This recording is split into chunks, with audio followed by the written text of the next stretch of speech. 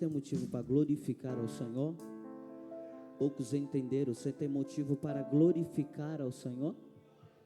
Graças a Deus por isso. Localize comigo, por favor, livro de Juízes, capítulo de número 7, o verso de número 16. Graças a Deus pela vida da minha esposa, que me botou num vale. Mas a taxa, os irmãos riem porque já entendem, né? Mas graças a Deus pela sua vida, que Deus lhe abençoe, lhe prospere, a sua vida financeira, espiritual, e que Deus, acima de tudo, abençoe o teu esposo. Os irmãos acreditam nisso? Só para descontrair, graças a Deus. Se você achou, me dá um sinal de glória a Deus aí. Aleluia. Assim está escrito a palavra do Senhor. Então repartiu os 300. Quantos, irmão? Então repartiu os 300 homens em 3 companhias e entregou a cada homem uma trombeta, uma o quê? Um cântaro, um quê? Uma trombeta, um cântaro, e entregou também aos homens uma tocha dentro dela. E disse-lhe: olhem para mim e faça como eu fizer. Quando eu chegar às mediações do arraial, assim como eu fizer, façais vocês também. Quando eu tocar trombeta, tocar o quê? E todos que estão comigo estiverem, então vocês também tocarão a trombeta de vocês ao redor de todo o arraial, e dirão: pelo Senhor e por Gideão. Pelo Senhor e por quem? Tome o seu assento por bondade. Graças a Deus. É um texto tão rico, né? O texto de Gideão, localizado em Juízes, capítulo de número 7, eu acredito ser para mim um livro tão rico que, estudando ele de forma mais minuciosa, não tem como pregar o livro de Gideão do capítulo 6 ao capítulo 8. Tem que separar cada capítulo por qual. E eu quero me ater ao tema, quero me ater somente a esse verso onde nós chegamos. Mas é bem verdade que, como pregador, é uma responsabilidade minha. Eu preciso construir com os irmãos 15 minutos de introdução para que a gente possa dar glória a Deus consciente. Vocês estão comigo? Graças a Deus por isso. O livro de Juízes, ele é conhecido como o livro da colonização. Ele é conhecido depois que o povo que está cativo no Egito sai pela liderança de Moisés, cuja promessa é: eu vou dar para vocês uma terra que emana leite e mel, conhecida como Canaã. E o que deveria durar 40 dias, acaba durando 40 anos. Quantos anos? Só para ver se você está ligado na introdução. Então, o que deveria durar 40 dias, acaba durando 40 anos no deserto. Porém, esses 40 anos é proposital para o Senhor, porque dentro desses 40 anos, o Senhor vai modelar eles, vai preparar eles, vai fazer uma aliança com eles. E aí sim, depois que eles estiverem com capacidade suficiente para desfrutar da promessa que Deus prometeu, Deus entrega. E é à toa que quando essa promessa chega, livro de Juízes, capítulo 1, quando ele chega, acontece uma informação muito valiosa. Não é Moisés que entra com o povo. Moisés morre. Moisés vê a promessa, mas não entra. Ele leva até a porta, mas não passa. Dá uma mensagem isso aqui, Camilo. Então ele leva até a terra prometida, mas ele não passa por ela. Agora quem se levanta e é o seu sucessor, Josué. Então Josué agora é responsável pelo povo de não só passar por uma porta, de não só pisar numa terra, mas poder herdar uma promessa que Deus prometeu lá atrás. Então olha a responsabilidade sua, a responsabilidade de uma liderança de fazer o povo entrar na promessa que Deus estabeleceu. E ele entra, só que tem um porém. Quando ele entra, Josué aqui, ele morre, capítulo de número 1, desfruta, mas o tempo aqui já é de morte, ele morre. E aqui está um problema. Qual o problema? é que o povo de Deus sempre foi, sim, governado por Deus, mas com a representação de uma liderança. Você nunca vai ver o povo de Deus sem liderança. Só que livro de Juízes acontece isso. Aqui está um povo que depois que Josué morre, ele não prepara um sucessor, ele não prepara uma liderança para tanger o povo, para tocar o povo, segundo a vontade de Deus. E aqui mora o problema, mora o perigo. Por quê? Já que não tem uma liderança, há um texto que percorre todo o livro de Juízes, que diz o seguinte: e cada um fazia o que era bom aos seus próprios olhos. Ou seja, já que não tem uma liderança para me direcionar, para me mover, para me apontar, eu faço o que eu quero. O irmão faz o que quer. E ninguém tem capacidade ou autoridade para poder repreender. Então eles pisam na terra, mas pisam sem liderança. E quando está sem liderança, você diz: Denilson, mas espera lá, eles não têm liderança, mas tem uma palavra. Vale um glória a Deus. Eles não têm alguém físico para guiar, mas tem uma palavra de Deus ainda sobre o povo. O problema é que o povo aqui, eles não são somente governados pela palavra. Por quê? Porque Deus prometeu lá atrás, Êxodo capítulo 19, e Ele diz: olha, vou dar a terra para vocês. Isso não é uma condição, isso é uma promessa. Eu vou dar a terra para vocês. Deus cumpre. O problema é que quando Ele cumpre, Ele diz: eu só peço uma coisa do altar restaurado. O que? Quando eu der a promessa, continua obedecendo a minha palavra, não se aparta dessa palavra, não deixa nada roubar essa palavra, porque essa palavra vai ser lâmpada para os seus pés e luz para os seus caminhos. Não se aparta dessa palavra, porque essa palavra para vocês vai ser ainda uma palavra que vai abrir Jordão quando estiver fechado. Essa palavra ainda vai cair muralhas quando estiver sobre vocês. Essa palavra ainda vai direcionar, vai livrar, vai restaurar e vai trazer provisão ainda para você. Então não se aparta dessa palavra. E Deus só pede uma coisa: o que? Quando vocês pisarem na terra, o meu pedido é: expulse os moradores da terra. Fazer o que, irmão? Glória a Deus, você está comigo. Expulse os moradores da terra. E é engraçado, Deus dá terra, mas Deus não tira quem mora lá. Deus me coloca na promessa, mas quem tem que ter autoridade para expulsar sou eu. Então Deus dá poder, dá capacidade, mas quem tem que mandar embora sou eu. Eles pisam na terra, e quando eles pisam na terra, Deus diz: manda eles embora. A pergunta é por quê? Porque Deus, o propósito de Deus era: se esse povo que está aí, eles conviver com vocês, eles morarem com vocês, esse povo vai servir de cilada para vocês amanhã.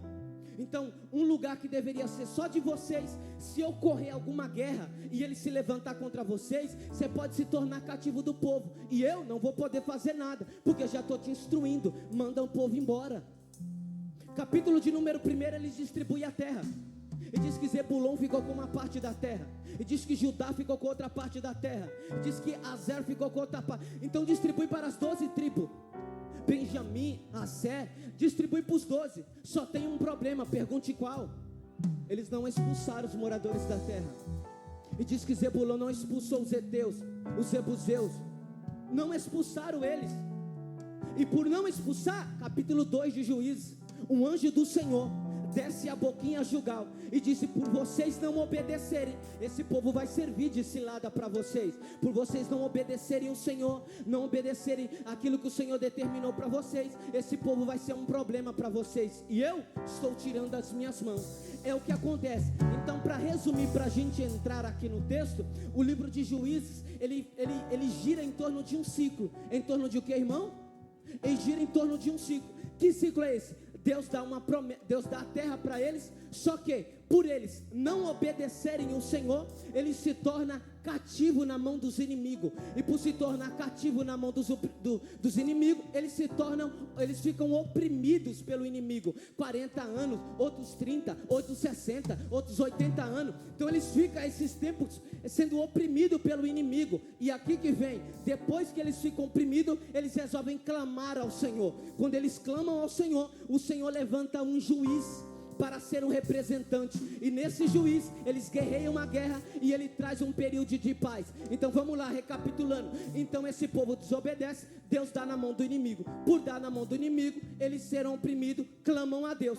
Deus, como escape, levanta um juiz para ser intermediador e vive um tempo de paz. Só que é todo o livro dos juízes assim.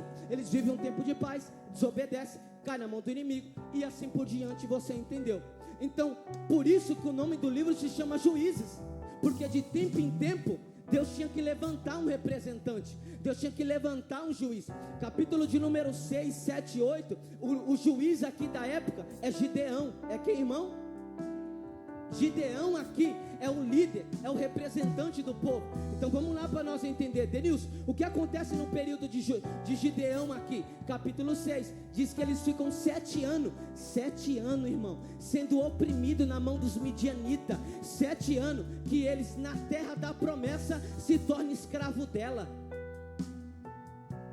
Na terra da promessa, eles se tornam opressores dentro dela, porque diz o texto que eles semeavam na terra, mas quando era tempo de colher, vinham os medianitas e descia dos acampamentos e destruía toda a colheita e deixava eles sem nada. O problema não era a semente, eles tinham semente. O problema não era a disposição, eles tinham disposição. O problema não era a terra mana leite e mel. Então eles semeavam, davam o fruto, mas no tempo de colher, o adversário vinha e roubava, e eles não tinham nada. E eles ficam 7 anos sendo oprimidos pelos midianitas, até que um dia, quando todo o povo está nas cavernas, escondido, com medo, atribulado, porque os midianita veio roubar toda a seara, o povo resolve se esconder. Ao invés de clamar, ao invés de buscar a Deus, ao invés de pedir socorro, ele se esconde. Só que havia um homem que ninguém estava vendo, mas ele estava malhando o trigo no lagar. Vou dizer de novo, o povo estava escondido, o povo estava com medo, o povo não queria nada, mas alguém disse: já que eles não querem,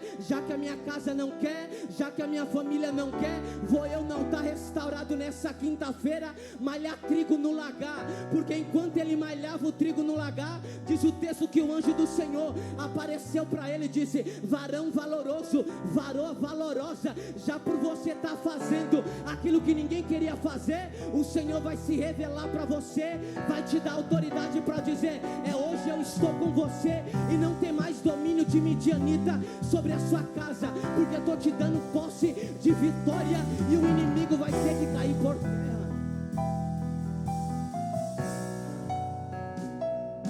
Ele diz: varão valoroso, o Senhor é com você. Aí ele se queixa, ele diz: está comigo? Senhor, se o Senhor está comigo, então por que tudo isso me aconteceu? Deus encurta o assunto, e isso eu aprendo. Nem todo o processo Deus vai te explicar, porque ele diz: eu só quero saber uma coisa, se o Senhor está comigo, então por que 7 anos de opressão? Ele falou: vamos lá, ao invés de eu perder tempo tentando te explicar, sabendo que você vai continuar com o coração endurecido, então vou revelar aquilo que você tem de melhor. Vai nessa tua força. Alguém entendeu? Vou dizer de novo. Já que você está perdendo muito tempo dizendo: Senhor, por quê? Senhor, como? Senhor, porque o Senhor me fez chegar até aqui. Deus está dizendo: vamos começar a extrair o que há de melhor nessa dor. Vamos começar a extrair o melhor que você já está chorando, sofrendo, ferido. Deus está dizendo: eu vou extrair de você o melhor que você pode causar. Vai nessa tua força. Isso daqui mexe comigo. Por quê? Porque eu perguntei, eu falei: ué, se o anjo desceu para dar, o anjo desceu para abrir a porta, o anjo desceu para fazer, o anjo não desceu para fazer nada, o anjo desceu para lembrar. Vai nessa tua força. Você nem sabia que tinha, mas o céu disse: eu vi, William, a força que você tem. Então, ao invés de se esconder, vamos começar a reagir.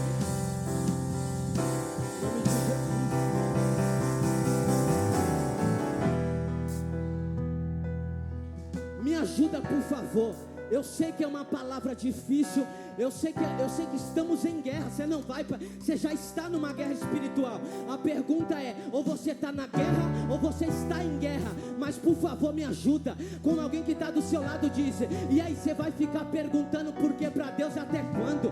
E aí você vai murmurar até quando? Vamos se levantar dessas cinzas, dessas lágrimas, porque Deus está dizendo: a tua força, eu já ouvi tua oração, é pouca, não dá para nada, quase nada. Mas Deus diz: essa pouca força te trouxe até aqui, e já que te trouxe até aqui, você não vai embora de qualquer jeito. Eis que o Senhor está dando força, está dando graça, está dando vigor. Mas os midianitas vai ter que bater em retirada, porque Deus está com essa casa, essa casa.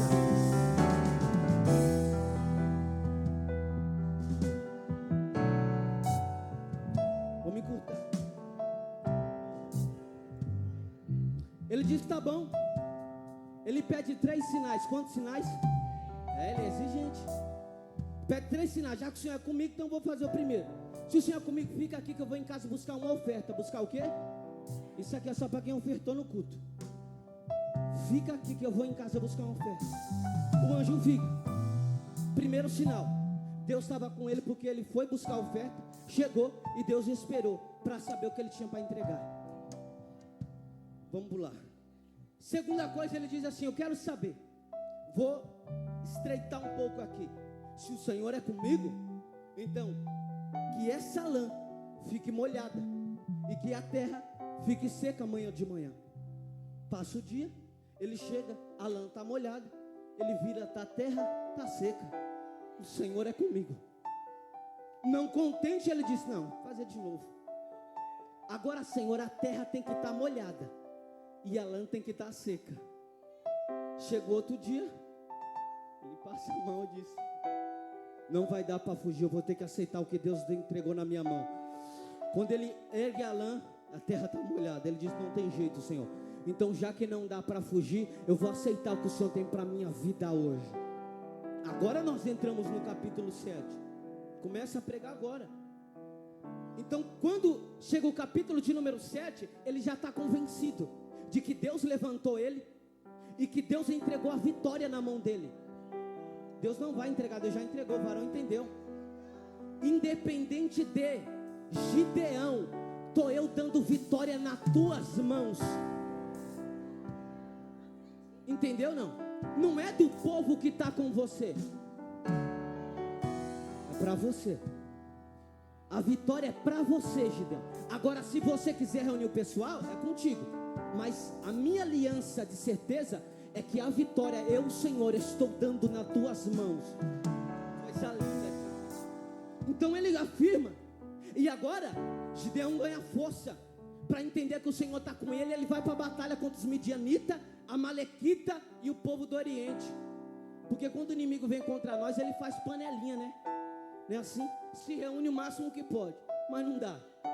Maior é o que está conosco.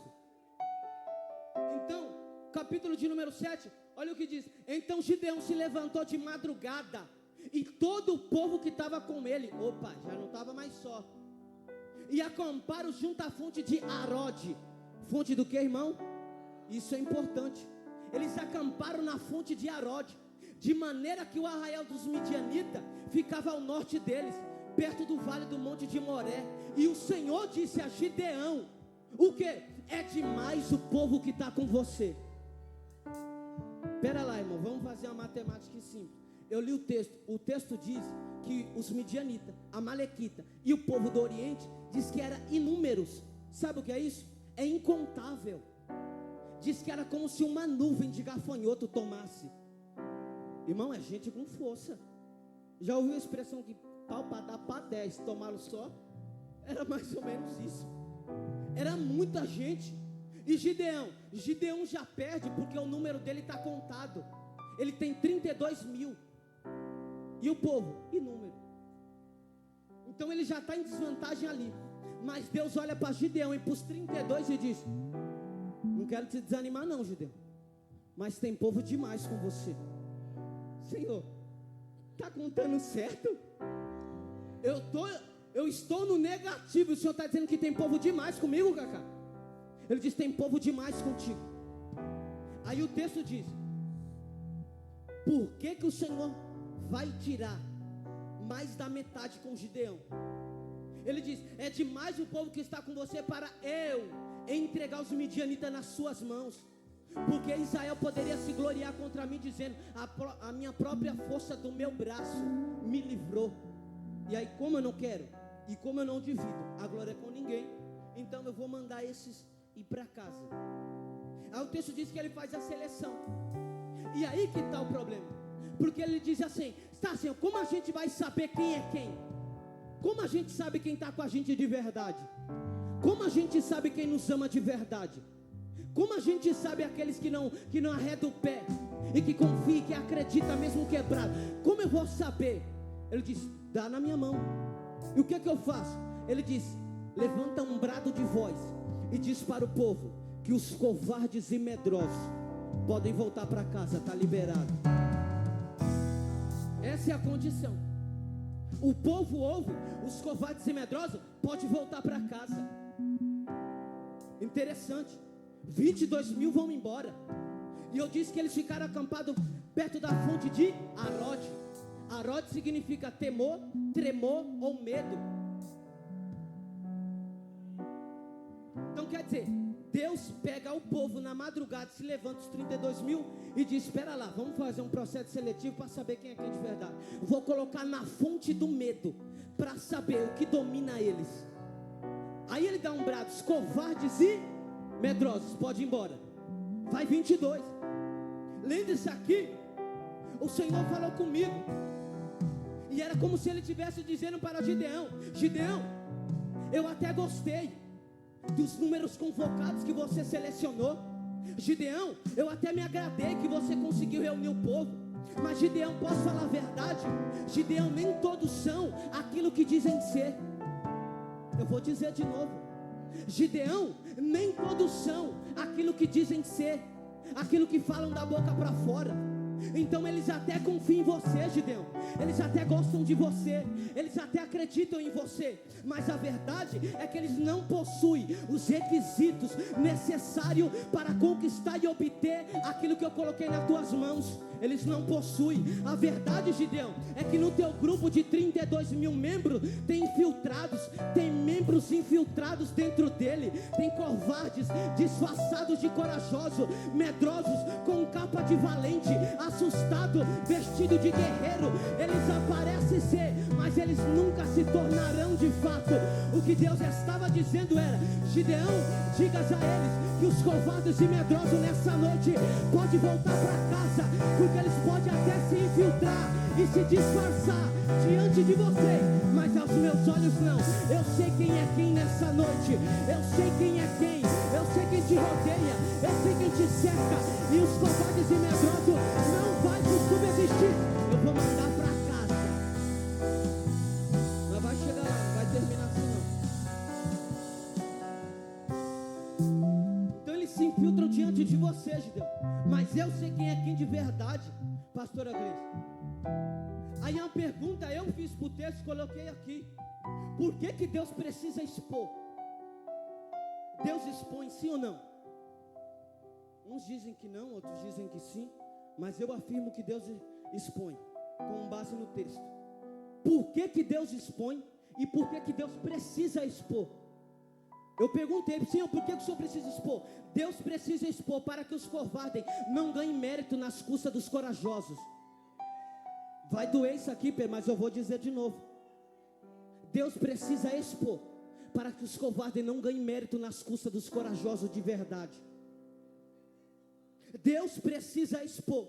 E o que Deus estava dizendo para Gideão é, Gideão, eu não vou permitir todo o esforço dos poucos serem conquistados e serem desfrutados por aqueles que nem queria estar aqui, que nem queria participar, que nem queria se envolver com o grupo, que nem queria pagar o preço, mas já que chegou o tempo de vitória, eles celebram, se jubilam e cantam. Mas Deus está dizendo, eu vou tirar, eu vou rasgar e vou mandar para casa, porque eu não aceito alguém receber mérito nas custas daquele que quer fazer de verdade. E eu senti Deus lá no meu quarto para dizer, há vitórias arquivadas que ainda não liberei, porque eu não certo os covardes desfrutarem das conquistas dos corajosos. Eu não vou deixar com que os que não trabalham ganhar custo naqueles que servem, naqueles que trabalham. Eu não vou deixar aqueles que servem ganhar custo nas costas daqueles que não querem servir. Eu vou dizer, dos relaxados ganhar custo na custa daqueles que fazem por excelência.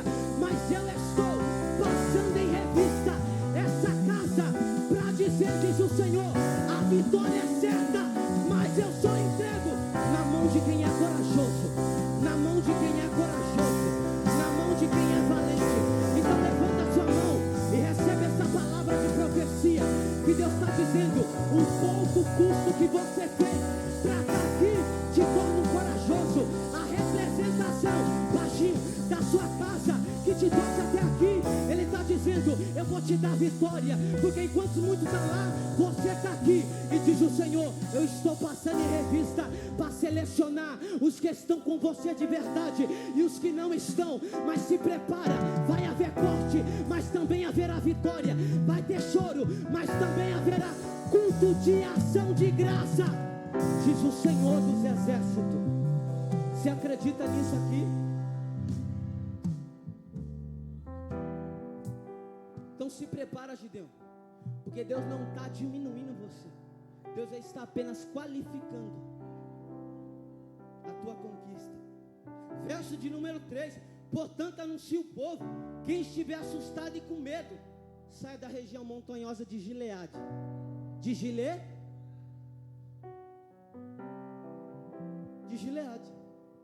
Falei, peraí, ele já entendeu.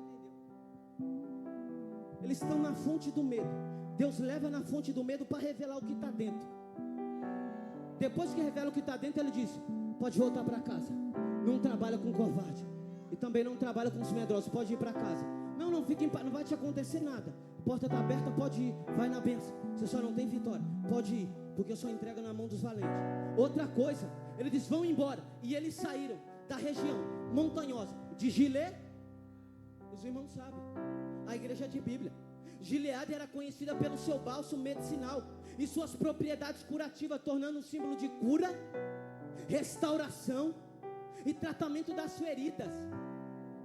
E aí o estranho é, como que eles estão no lugar de cura, mas não são curados?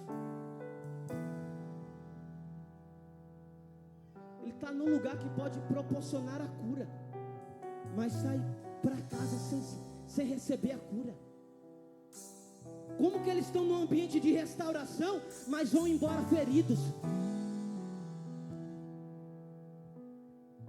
Eles estão no lugar de mudança, mas não mudam. E isso mexe comigo, não só comigo, mexe com o profeta Jeremias também. Porque o capítulo 8, versículo de número 22 diz, não há bálsamo em Gileade? É uma pergunta. Não há médico lá? Por que será então que não há sinal de cura para o ferido no meio do meu povo? Vai terminar assim não. Ele diz, não há bálsamo em Gileade, não há médico lá. Então por que não há sinais de cura no meio do meu povo? E lendo isso aqui, o Espírito Santo trouxe o meu coração. É simples, Elis, porque o problema não era a falta de cura, era a falta de querer ser curado. Porque a cura é para todos, mas só tem quem quer ser curado. O problema não é a cura, o problema é querer ser. Tá, eu quero. E tem até os que querem ser curado, mas não quer se submeter ao processo de cura. Naamã, eu sei que você quer ser curado, mas aqui tem protocolo. Não, aqui tem base bíblica. Você quer ser? Quero. Aqui você tem que se submeter ao processo. Primeiro, tira a armadura. Entenda que você está ferido e que você precisa de cura. Segundo, desça do cavalo. Você não veio para se amostrar. E terceiro, quer a receita? Está aqui, 7 vezes no Jordão. Quando você levantar, está curado. Tem que se submeter ao processo da cura. O texto diz, não eu, que ele se vira, Ítalo, e com raiva do profeta, eu vou para casa. E um servo, o que, irmão? Um servo vira para ele e diz, Júlio César, se o Senhor não te pedisse coisa maior, você não faria? O que é que te custa? Desce hoje. O que é que te custa? Desce nas águas hoje. O que é que te custa? Desce do cavalo para ser curado hoje.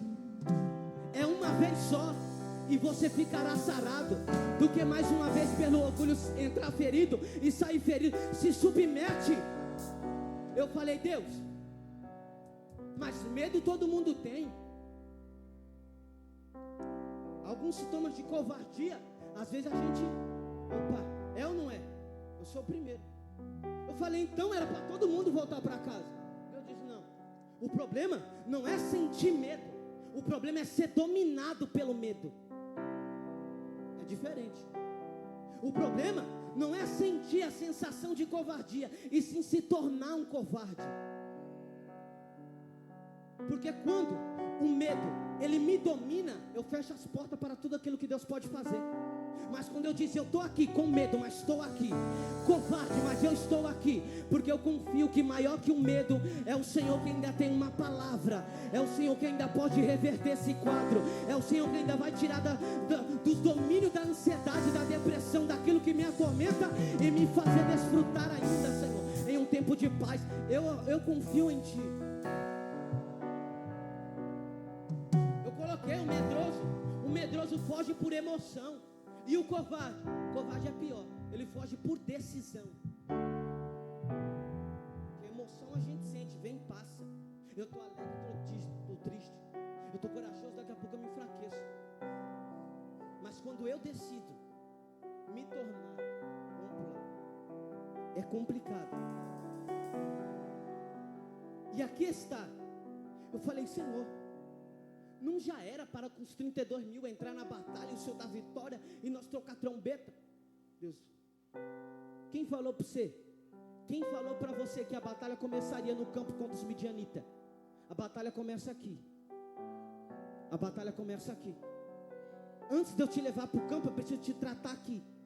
Eu preciso te tratar aqui.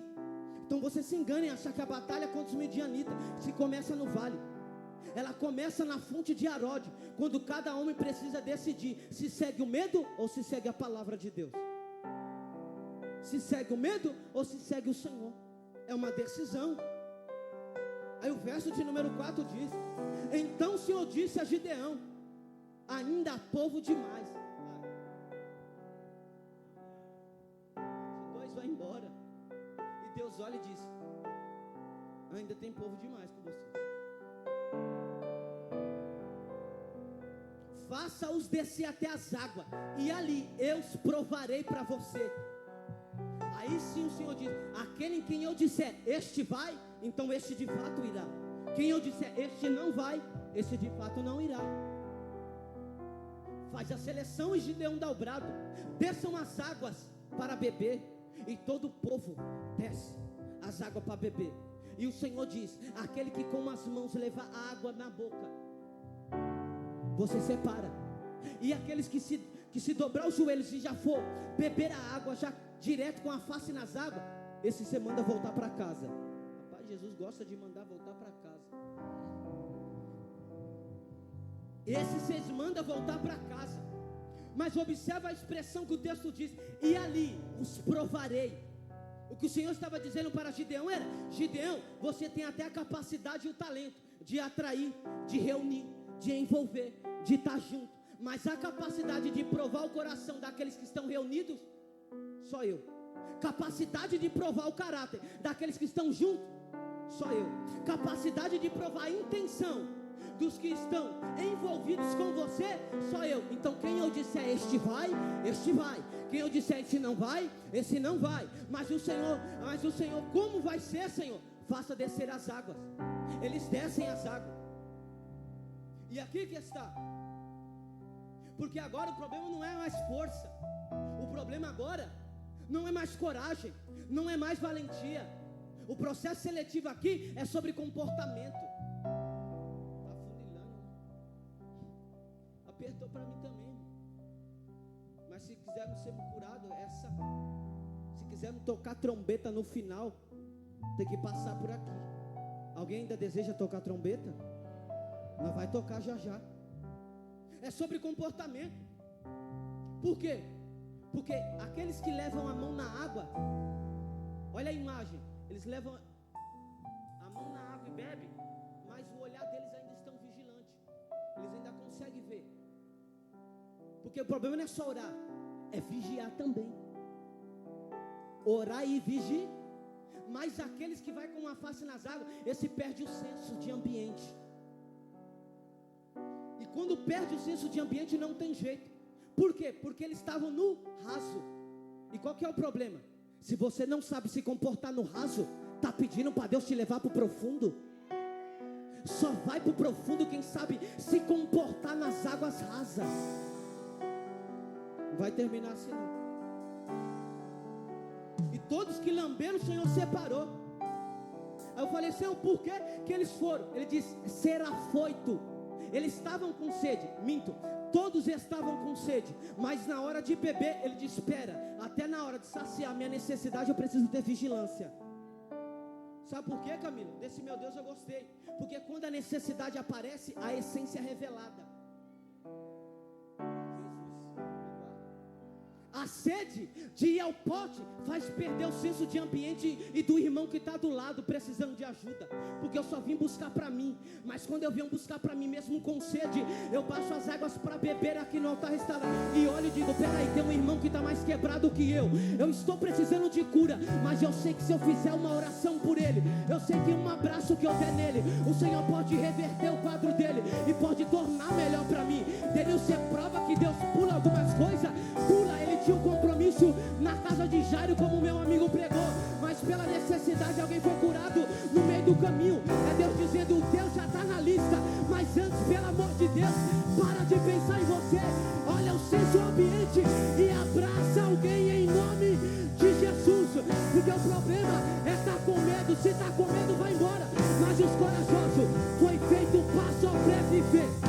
Vem, foi feito para sobreviver, diz o Senhor.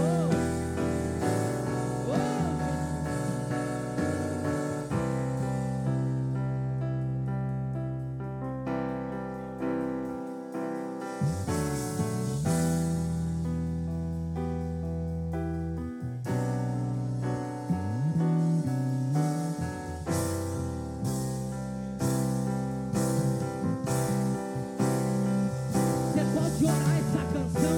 Você pode orar essa canção. Você pode. Vem, vem. Mais rápido.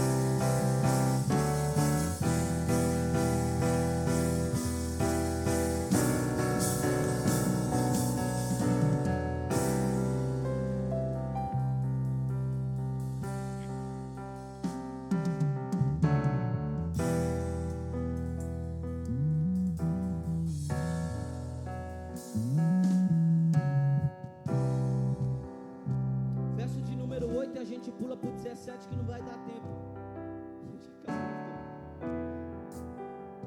O texto diz que depois que os 300 homens foi separado, quantos homens? Você estava mais forte no começo. Quantos homens? 300 homens são selecionados.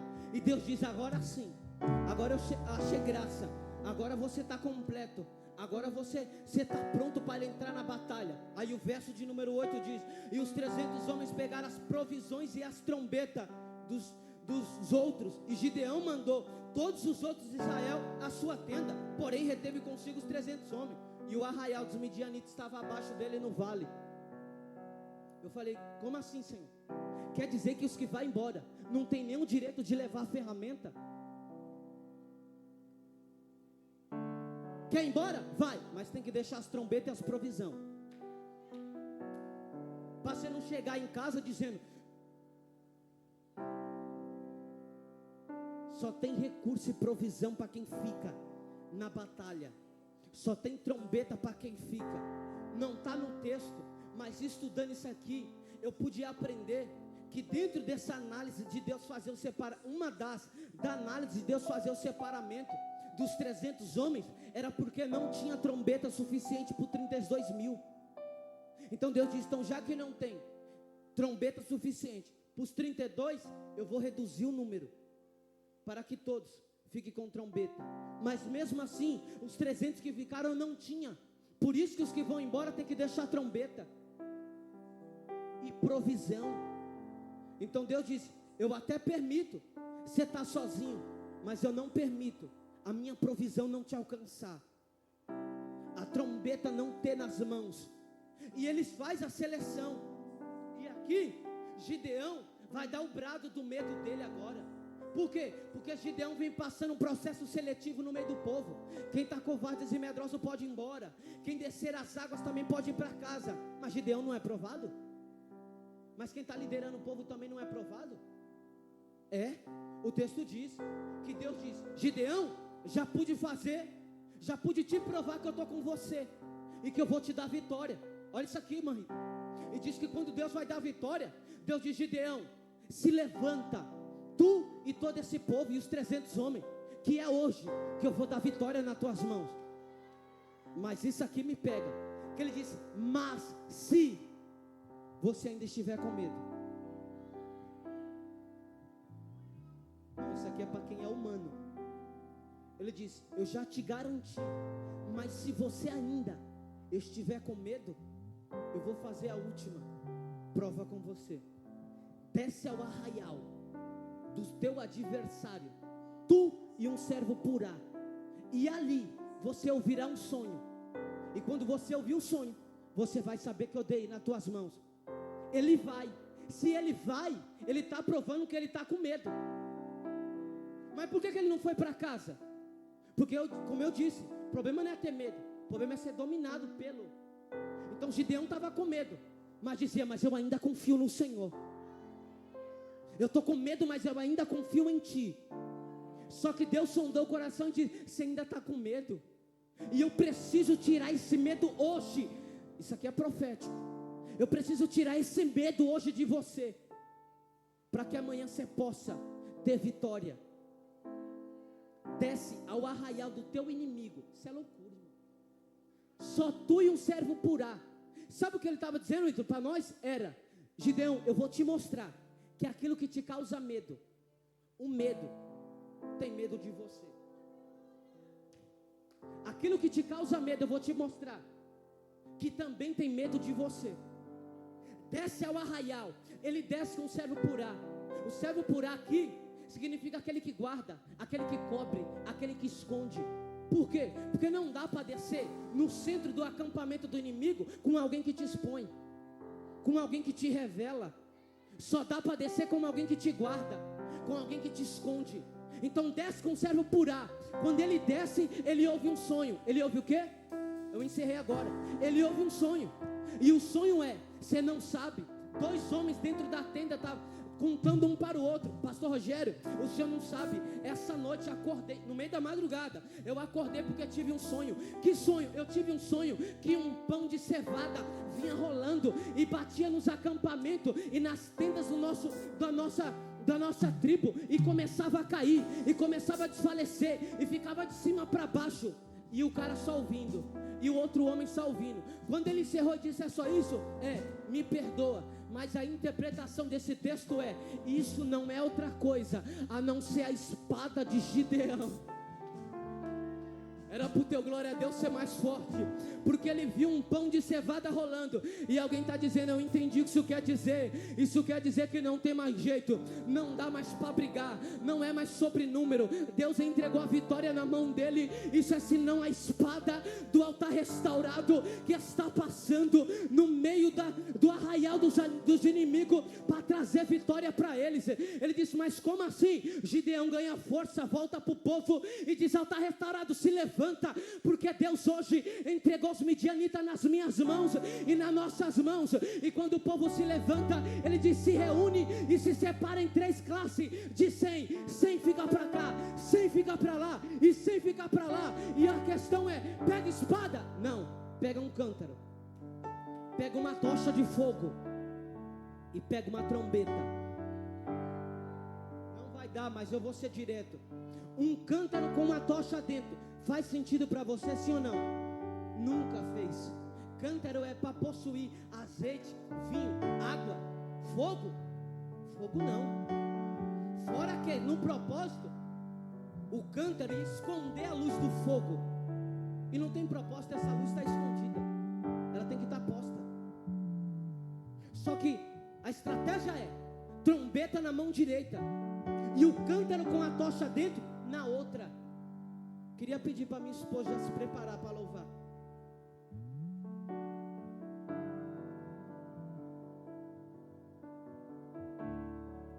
E a questão é, eu vou dar um sinal para vocês, junto com o Ministério de Louvor, me perdoe. Junto com o Ministério de Louvor, pode subir. E a questão é, quando vocês ouvirem o meu sinal, vocês farão igual. Vocês farão? Vocês farão? Vocês farão igual. E qual que é o sinal? Eu quebro o cântaro. Quando eu quebrar o cântaro, eu toco a trombeta. E vocês que ouvirão, também tocarão a trombeta e quebrará o cântaro no chão. Eu falei, qual que é o sentido? Qual que é o propósito de quebrar o cântaro? Se o cântaro tinha fogo, fogo é luz, no meio da madrugada, ia expor eles, sim ou não, irmão? Sim ou não, irmão? Ia expor eles. Então olha isso aqui, Cleio. Se eu quebro o cântaro com a tocha que está dentro, no meio da madrugada escura, com uma tocha de fogo, o inimigo vai dizer, opa, tem um adversário ali, ó. É ou não é, William? Mas se os 300 quebrar, se os 300 quebrar e quebraram, então a questão é, o fogo é para se revelar diante do inimigo. Porque quando eu quebro o cântaro e pego a tocha, eu estou dizendo, eu estou aqui. Eu me posicionei, me levantei. Eu estou me apresentando. E eu falei, Senhor, mas não vão ser mortos? Deus diz, não. Eu encerrei. Deus diz assim, você se expõe diante dos teus inimigos. Quem se apresenta é você, mas quem te representa sou eu. Porque quando você tocar trombeta, não vai ser você, vai ser eu que vou entrar nessa guerra. Se você puder ficar de pé comigo, por favor, acreditando que você precisa expor, trocar essa trombeta, para que Deus possa guerrear por você.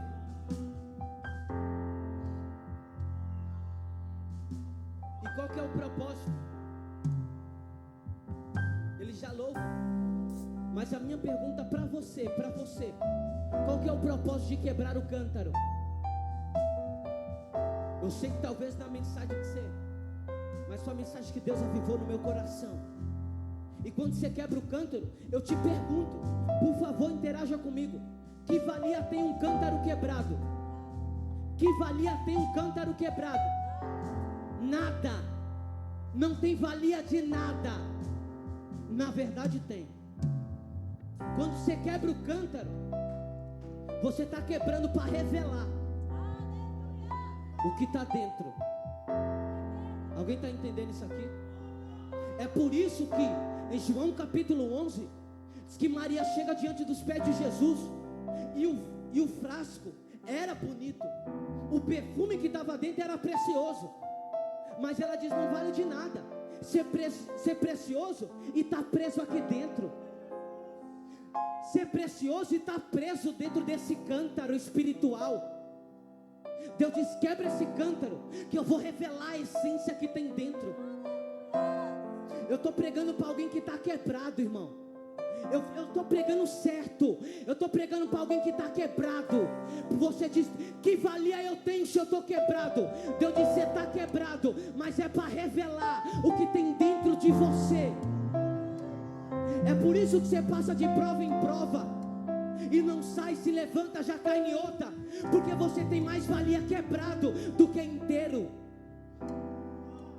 Porque quando você quebra, você revela o perfume que tem dentro. E quando você revela o perfume que tem dentro, não fica só em você. Então posso ser sincero com você? Teu cântaro está quebrado, você está quebrada, mas essa casa ainda tem um oleiro que pode te refazer. Oh Jesus da glória, pode louvar.